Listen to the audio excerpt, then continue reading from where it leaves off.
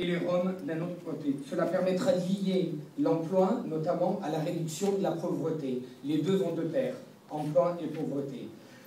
L'accès à l'emploi, on l'a vu, a pu être un formidable levier à la croissance et à la compétitivité, mais aussi à la réduction de la pauvreté. Les migrants ont apporté une belle contribution dans les années 2000 à 2008, notamment dans des pays comme l'Espagne autour de l'immobilier, la construction, et avant l'arrivée de la crise.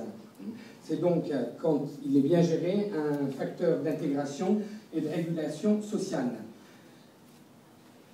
La Commission précise qu'il faut dissocier les migrants européens et les non-européens, parce qu'il faut bien savoir à quel groupe on a affaire, puisqu'ils n'ont pas les mêmes problèmes.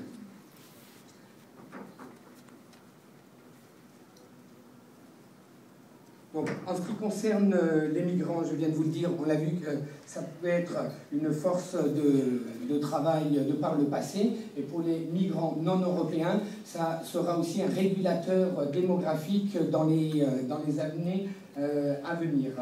Il faut aussi lier les deux communautés aux questions d'éducation.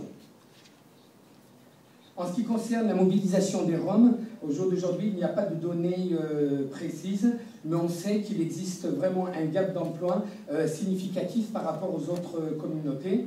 Malgré des efforts au niveau des États membres et de l'Union européenne, on sait qu'il y aurait à peu près 8 millions de Roms faisant face à la pauvreté et à l'exclusion et à l'insuffisance des droits fondamentaux.